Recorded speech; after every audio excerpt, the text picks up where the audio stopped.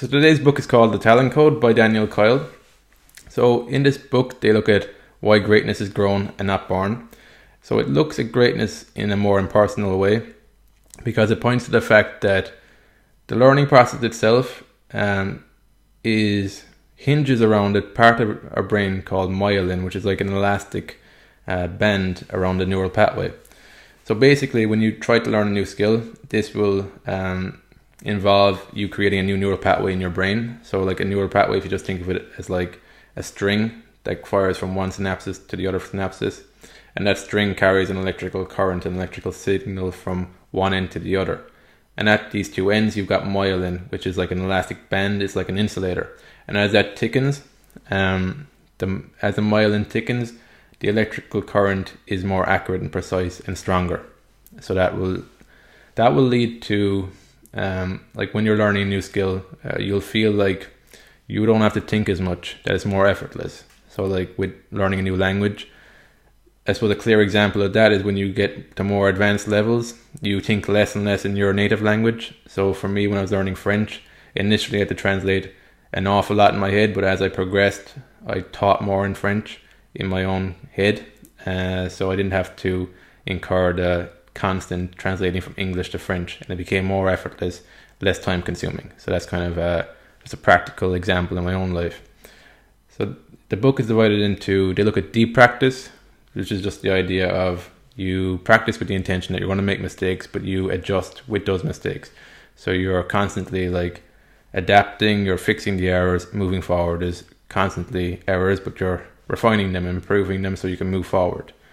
Then it looked at ignition. So this pointed more to the environment. So I think in this book they looked at the Renaissance, and they're looking at pointing to the fact that like Michelangelo, Leonardo da Vinci, and these kind of artists that emerged, that they weren't just unique, that there was a talent hotbed that had begun to emerge in Florence around the same time.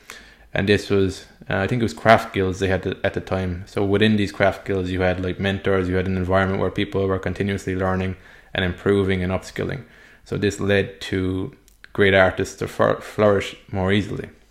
And then the last part, they were looking at master coaches. So they looked at John Wooden and they observed how he coached, and they were taken aback by him because he seemed to teach in a different way to most coaches.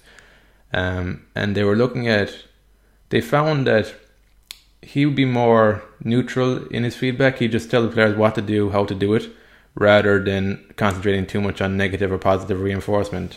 There was some elements of that, but not an awful lot. And they also found that his instructions, his demonstrations, didn't last longer than 3 seconds, but that they were so clear and so precise that they left an imprint on the players.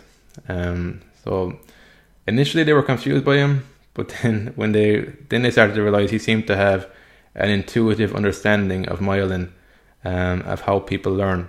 And I found from this book, it's very much in alignment with the growth mindset. And that's what I feel that we naturally have as humans, is that we start from zero and we progress limitlessly. A good example in this book too was that they were wondering why music students progressed at different levels. Why was there such a difference in the levels when people go to learn something new in music? And they looked at things that you would think would be factors like money and innate talent and that kind of thing. But what they found was that it actually was a simple question they asked before the study, which led to the biggest correlation in results. And that question was, how long do you commit to learning this? And what they found was that the long-term commitment students who committed for the long-term for life, they outperformed the short-term students that just wanted to commit for the academic year by 400%. And on top of this, they recorded the amount of time that these students studied per week. And what they found was that the students who committed for the short term, even when they studied 90 minutes a week compared to 20 minutes for the long term still outperformed them.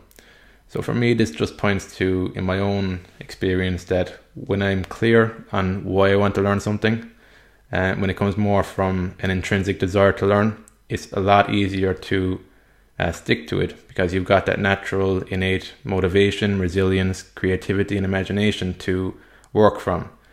Whereas when I'm doing something because I think I need to do it, or somebody tells me to learn something and tells me what to do, I don't seem to have as much of that capacity to rely on to move forward, because I don't know exactly why I'm doing what I'm doing.